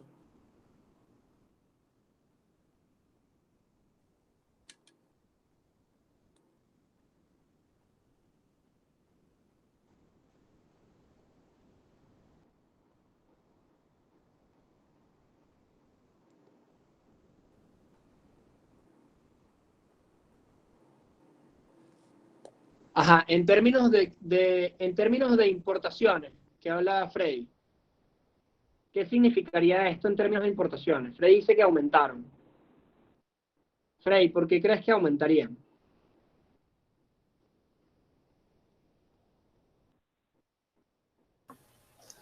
¿Lo me escucha? Sí. Okay. Nada, si aumentó el tipo de cambio real paralelo, quiere decir que el bolívar se abarató muchísimo con respecto al dólar. Entonces, para comprar para comprar dólares ahora necesitas más bolívares y por lo tanto las importaciones son más baratas ahora. No sé si me expliqué, creo que me enredé. Ok, si se necesitan más bolívares para comprar los mismos dólares, eso hace que sean más caras las importaciones. Es decir, si yo quiero importar un producto que cuesta $1, cuyo precio es $1, y el bolívar se deprecia, el tipo de cambio bolívar-dólar se deprecia, ¿ok?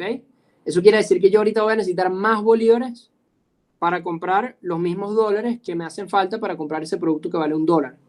Entonces, cuando el tipo de cambio real se deprecia, es porque la canasta local se hace más barata y en relación a la canasta local, la canasta foránea se hace más cara.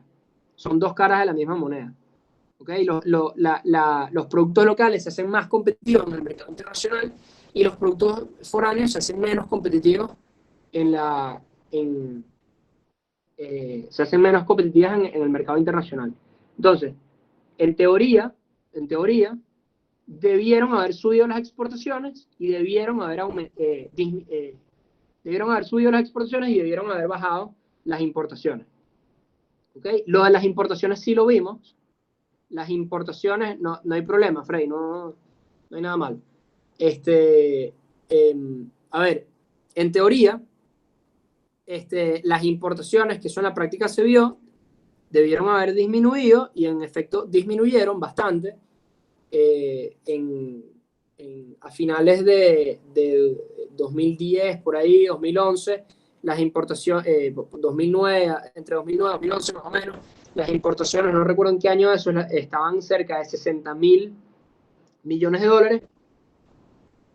y ya para 2015, que es cuando tenemos ese pico donde los productos de afuera estaban en su máximo de poca competitividad, o sea, en ese punto máximo donde eran menos competitivos.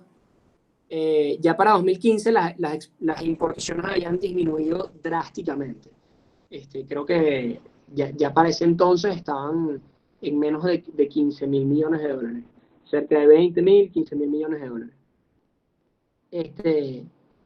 Entonces, si cuando el tipo de cambio aumentó, o sea, cuando se depreció, cada vez estaba más subvaluado, ¿okay? Cada vez se hacía, la canasta local estaba cada vez más subvaluada en el mercado internacional, cada vez era más competitiva y los productos de afuera menos competitivos, hasta ese pico, como en 2015, 2014, 2015. Entonces, en ese punto, las importaciones se recortaban endógenamente, ¿ok? Y entonces, por el contrario, cuando vemos que cae el tipo de cambio real, que se va apreciando el tipo de cambio real, hasta el punto donde incluso sobrepasa la línea roja, que es el 1, y pasamos de estar subvaluados, nuestro tipo de cambio real pasa a estar subvaluado a estar sobrevaluado, ¿ok? Entonces ahí, cuando hay ese choque, ese cambio brusco, vemos cómo entonces endógenamente comienzan a aumentar las importaciones. ¿Sí? Entonces, por el lado de las importaciones, creo que es más fácil ver esto, porque el mercado negro, que es el que estamos viendo, todo esto era con el dólar paralelo, el mercado negro, que es el que estamos viendo, regía más las importaciones que las exportaciones en Venezuela.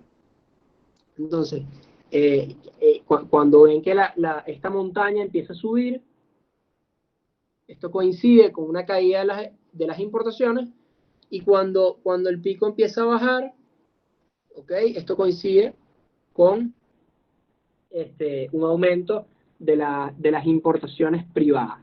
Ese aumento, no va a ser tan brusco el aumento, porque recuerden que las importaciones no solamente dependen, aquí volviendo a las notas de primera lámina, recuerden que las importaciones no solamente dependen del tipo de cambio real, sino que también dependen del ingreso disponible de los venezolanos. Entonces sí es cierto que el choque del tipo de cambio real, aquí lo pueden ver mejor, aunque es cierto que el choque del tipo de cambio real aumentaba los incentivos a importar, también es cierto que, bueno, el choque de caída estrepitosa de la renta nacional, de los ingresos de los venezolanos, también, bueno, tuvo un efecto en la dirección contraria con las importaciones. ¿Alguna duda con esto? ¿Esto quedó claro? ¿O alguien o no se entendió muy bien?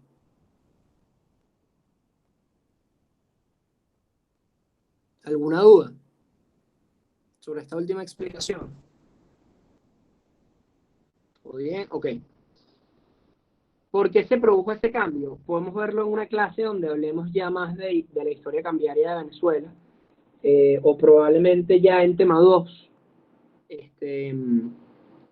En tema 2 no hay podcast, sino que hay lecturas y probablemente alguna de esas dos lecturas sea respecto a esto. ¿Okay? Para ver el cambio. Entonces, bueno, como dice Freddy, el tipo de cambio real sigue disminuyendo. Bueno, ya, recuerden que para que el tipo de cambio real disminuya, vamos a escribirlo acá,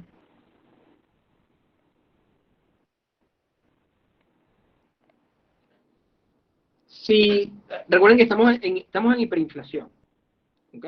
Eso quiere decir que los precios aumentan constantemente. Y también quiere decir que el tipo de cambio nominal se va depreciando constantemente.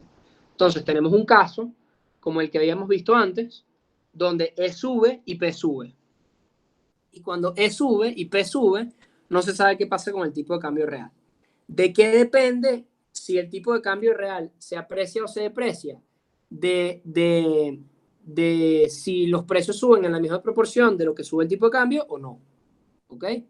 Entonces, durante una gran parte del comienzo de la hiperinflación, la hiperinflación comienza a finales de noviembre de 2017, y bueno, y sigue hasta ahora, pero entonces, desde noviembre de 2017, que es ese segundo pico, ¿ok? Ahí en la gráfica, desde noviembre de 2017 hasta más o menos finales de 2018, la apreciación del tipo de cambio real, esa caída en la gráfica que vieron antes, la apreciación del tipo de cambio real fue bastante agresiva. Eso quiere decir que el aumento en P era mucho más fuerte que el aumento en E. ¿Ok? Los precios en el mercado local subían muchísimo más rápido que el tipo de cambio. Entonces, el tipo de cambio real se iba apreciando. La canasta local se iba haciendo cada vez más cara. Cada vez más cara. Eso poco a poco se fue, es decir, la relación entre el gap, la brecha entre el comportamiento de ambas variables cada vez más se fue cerrando, y poco a poco, aunque los precios seguían subiendo más rápido que el tipo de cambio, la diferencia entre la velocidad a la que ambas aumentaban cada vez era más pequeña. ¿Okay? Entonces, esa apreciación real, ese choque, era cada vez menos intenso. Y poco a poco eso se ha ido estabilizando. Ya en 2020, por ejemplo, en 2020, fíjense, aquí tenemos en esta gráfica que les puse acá, esta gráfica es de cómo ha aumentado la cantidad de dólares requeridos para comprar una misma canasta en Venezuela. Fíjense que en la medida que se aprecia el tipo de cambio real, ¿okay? La canasta local se hace menos competitiva, se hace más cara, y como la canasta local se hace más cara, se necesitan más dólares para comprar la misma cantidad de bienes. Entonces, fíjense que aquí, entre comienzos de 2019 y finales de 2019, ¿ok? Este índice pasó de 100 a 250. Es decir, se multiplicó por 2,5 la cantidad de dólares que necesitabas para comprar la misma cantidad de bienes solamente durante 2019. Pero si se fijan, durante 2020, en lo poco que sale en esta gráfica, esa relación se mantuvo más o menos estable. Okay, hubo algunas subidas, hubo algunas bajadas, pero en general, esa relación ya ha dejado de cambiar a a una velocidad tan distinta. O sea, ya los precios se están comportando más o menos igual que el tipo de cambio y el tipo de cambio se está comportando más o menos igual que los precios. Es una relación que se retroalimenta y ya cada vez se están comportando cada vez más parecido. Y eso es un síntoma, de que el tipo de cambio real ya está cada vez más cercano a su equilibrio en la economía venezolana. ¿Okay? Ya las distorsiones que habían causado esta locura que vimos en la lámina anterior, ¿okay? Las distorsiones que habían causado esta montaña loca, ¿okay? Las distorsiones que habían causado eso, ya poco a poco se han ido removiendo en la medida que la gobierno a eliminar todas esas distorsiones, ya fíjense que ya no hay, ya el tipo de cambio no es fijo, ya no hay un racionamiento de divisas, ya los tipos de cambio no son diferenciados por rubro, o sea, ya hay toda una serie, ya los precios se han permitido flexibilizarse más, ya la SUNDE, no, por ejemplo, no está tan activa. Entonces ya todo ese tipo y las regulaciones de precios específicos también se han ido reduciendo. Entonces todas esas rigideces se han ido removiendo y ya el tipo de cambio real se está rigiendo ya por incentivos de mercado, por incentivos más de mercado que de legislativos o por decreto. Entonces poco a poco ya en el equilibrio, esas dos variables, los precios de la economía y el tipo de cambio nominal, deberían moverse a un ritmo similar ya cuando R está en su punto de equilibrio. ¿Alguna pregunta hasta ahora?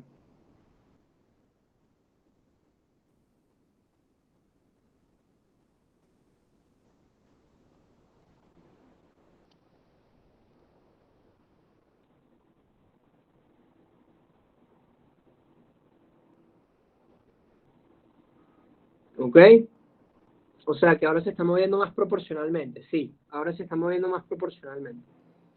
Entonces, a pesar de que estamos en hiperinflación y las dos flechitas que van para arriba se mueven bruscamente, se mueven más o menos en la misma proporción. Entonces, el efecto neto sobre el tipo de cambio real se cancela. Sin embargo, bueno, hay mucha volatilidad, porque eso se cancela a mediano plazo, pero en el corto plazo hay volatilidad. Las causas de todo esto las veremos en la próxima clase. No sé si en la próxima clase, creo que la debería dejar para el final o sea, quiero ver si nos da tiempo de dar esta clase antes del examen, pero no sé si nos da tiempo. Probablemente sea como en la clase 12, más o menos.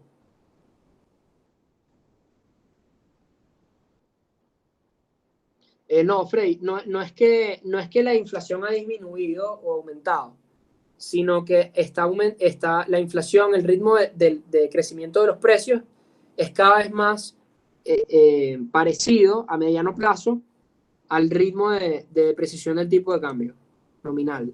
Entonces el efecto neto, la diferencia entre ambos, o sea, un efecto te lo aprecia, otro efecto te lo deprecia y el efecto neto entre ambos se cancela a mediano plazo, porque se mueven más o menos al mismo ritmo.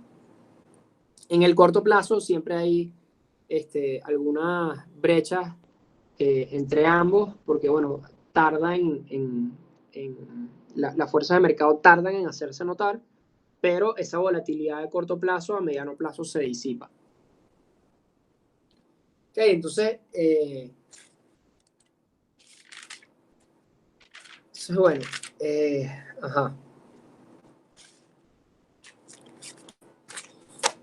Vamos con el tipo de cambio multilateral.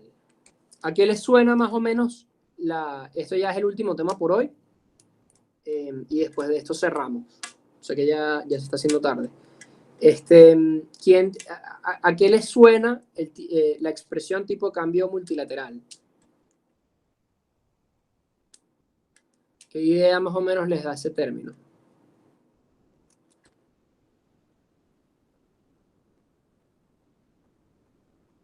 ¿Okay? Esto no tienen por qué saberlo, pero quiero escuchar a qué les suena esto.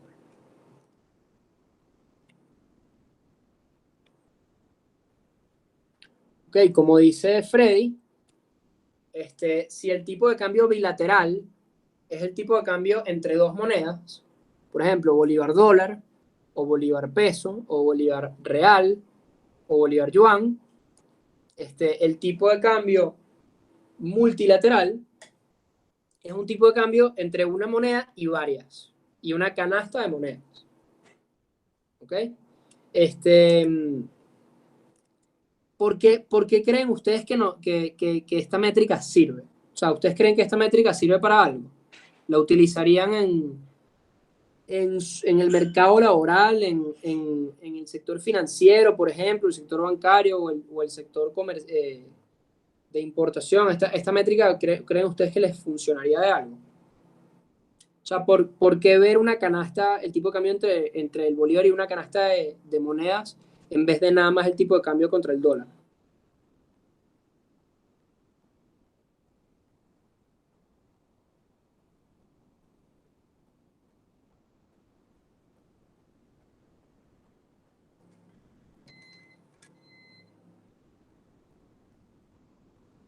Ok, para ver qué mercados son más atractivos para exportar o importar.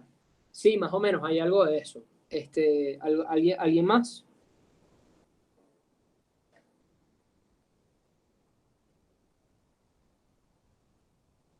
Depende si retienes relaciones comerciales entre varios países. Exacto. Bueno, la mayoría, creo que todos los países en el mundo tienen relaciones comerciales con más de un país. Entonces, imaginemos el caso de Venezuela. Les pongo aquí un caso. Venezuela, los aliados principales comerciales de Venezuela son Estados Unidos, China, México, Brasil, Colombia. ¿Okay? Vamos a suponer un caso hipotético. Esto era así cuando hiciste la lámina, creo que hace 2 años.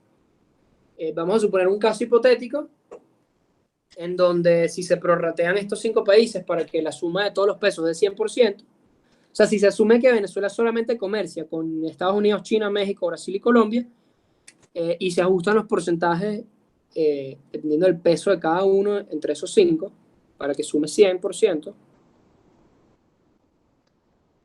¿Ok? Les da algo más o menos parecido a esto, hace 2 años, por ejemplo.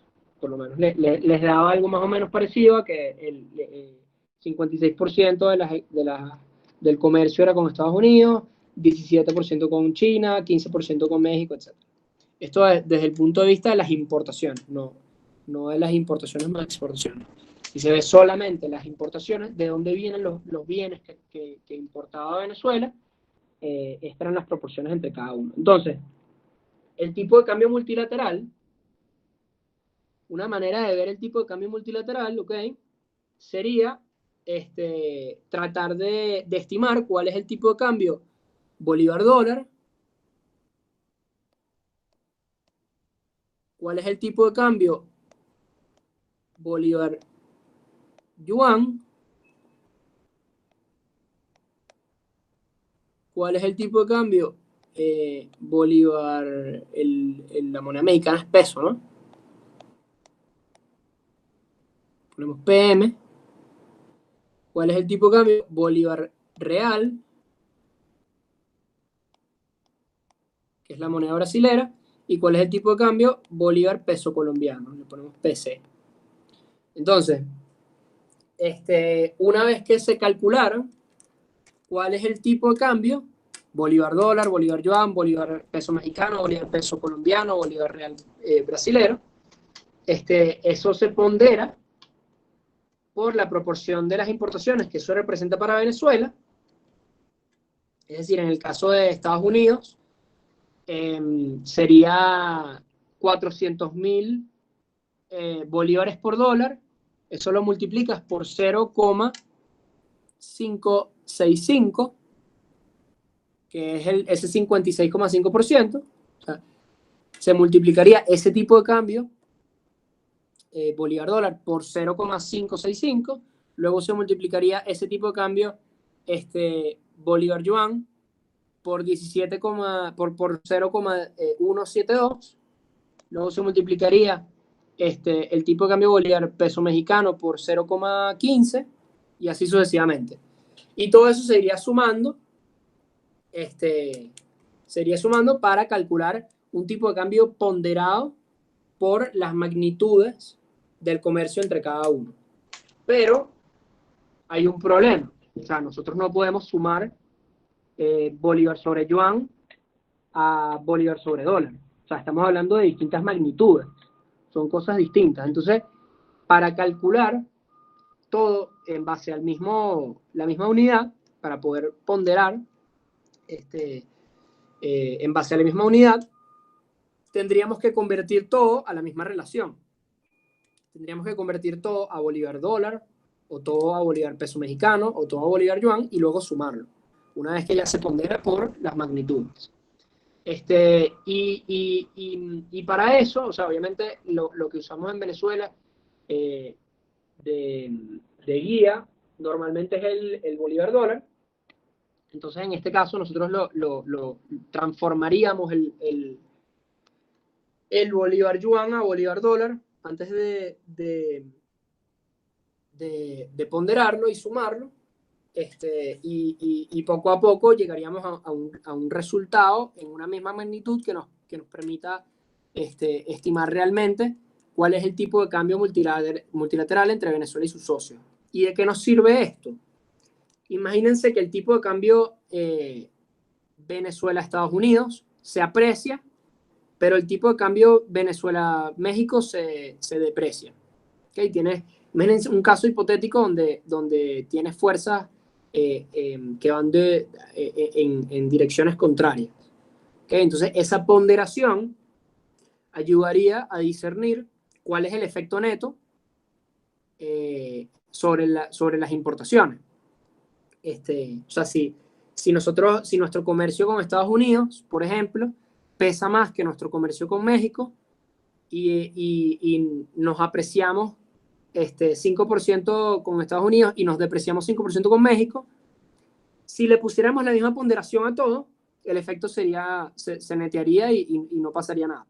Pero como Estados Unidos representa una mayor parte de nuestra cartera comercial, entonces se tiene que ponderar por más lo que suceda con nuestro tipo de cambio con Estados Unidos, porque evidentemente tiene un peso más importante cartera comercial en nuestra cuenta corriente de la balanza de pago. Entonces, ¿cómo se ve esto matemáticamente? Hay dos maneras de verlo. Podríamos calcularlo a través de un promedio geométrico.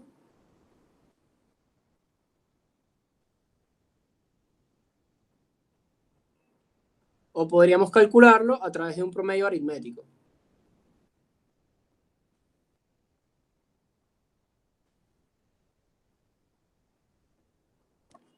¿Okay? ¿Alguien sabe cuál es la diferencia entre un promedio geométrico y un promedio aritmético?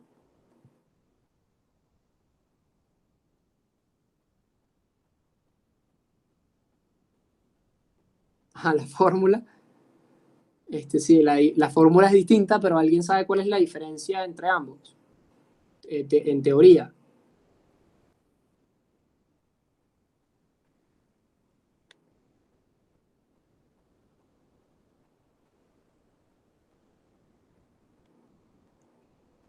No es como media y mediano. A ver, el promedio, si hacemos, imagínense el caso hipotético que acabamos de ver.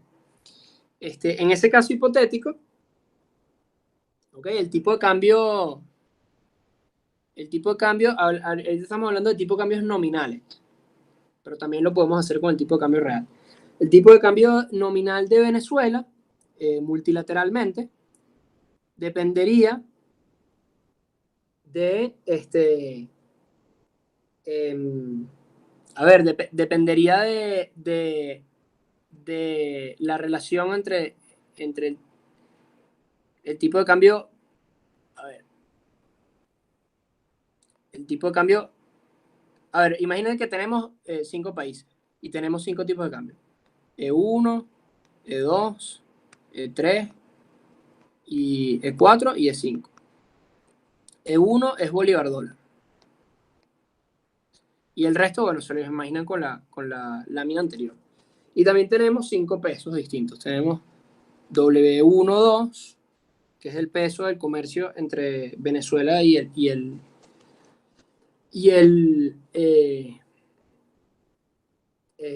país 2. Tenemos W11, o bueno, aquí le ponemos I. WI, que en este caso es Venezuela, con 1, WDI con 2, eso es weight, la W es de peso. Y ese peso con unos es 50%, con otros es 20%, con otros es 30%, y así va. Ok, entonces imagínense ese escenario. Entonces, para ponderar ese geométricamente, ok, tendríamos el E1, lo ponderaríamos según W y 1. Y esto estaría elevado. O sea, estaríamos ponderando, elevando ese tipo de cambio bilateral entre Venezuela y Estados Unidos, lo estaríamos ponderándolo, elevándolo a la 0,5. ¿Okay? Luego eso se multiplica por E2,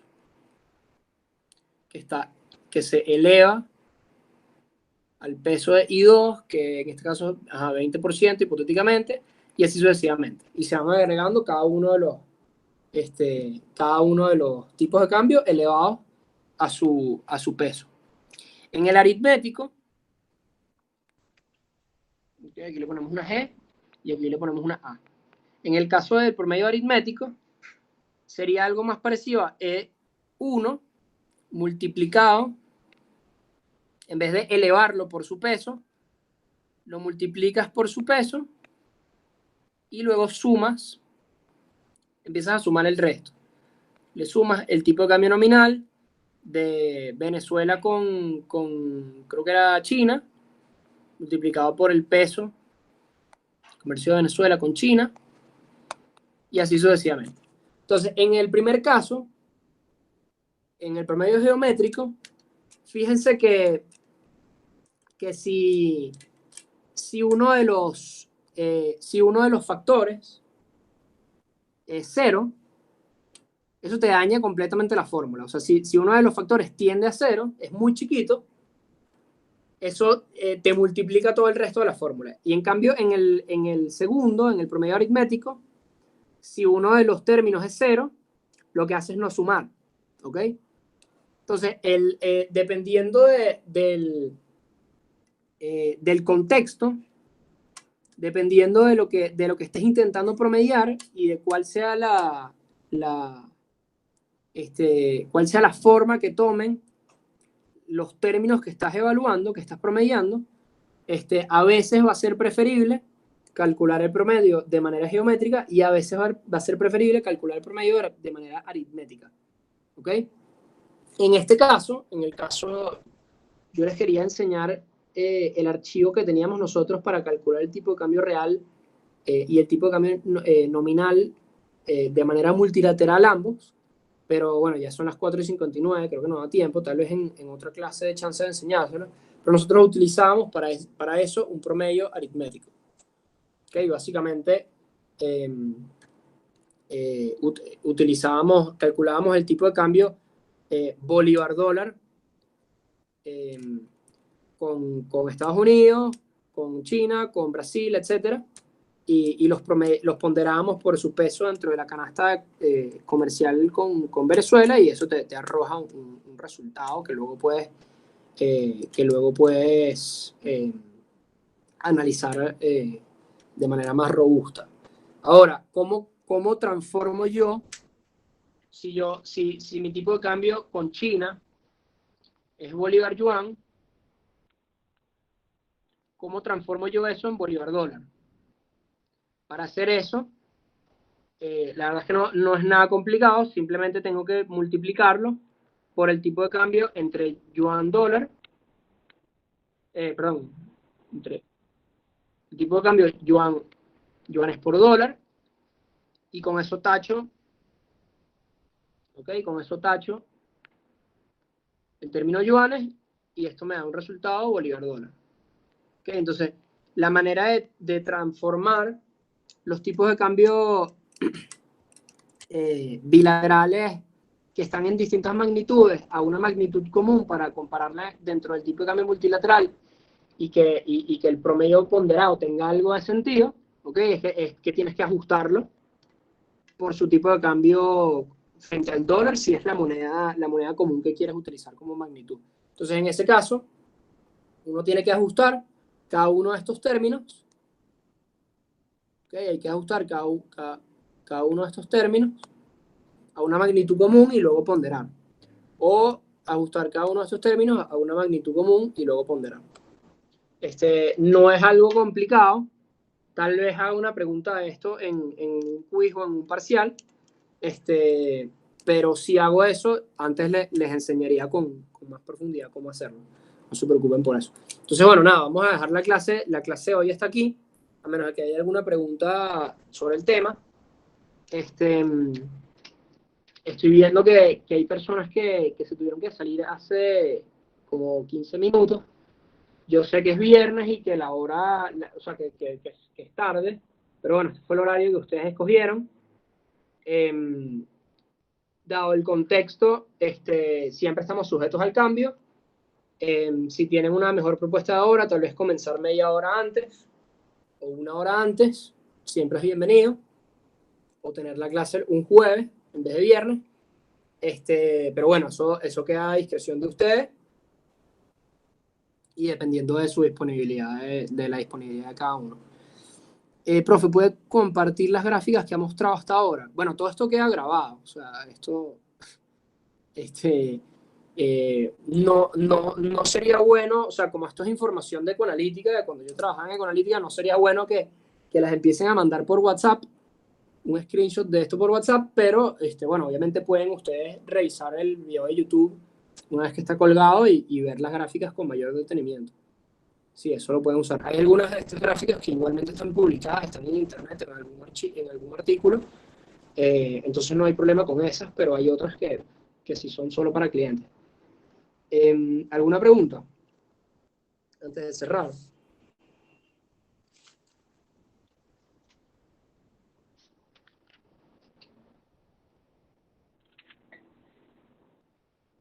Ok, entonces, repito, antes de cerrar, repito lo que dije al comienzo, las 5 personas que hasta ahora no han mandado ninguna de las tareas, tienen chance de mandar una antes de la próxima clase, tienen chance de recuperar y ponerse al día. Y bueno, nada, aquí estamos para cualquier pregunta. Y bueno, para la clase que viene vamos a estar empezando a ver temas un poquito más complejos, entonces si les empiezan a surgir dudas, las pueden escribir en el grupo y yo se las respondo a todos a la misma vez.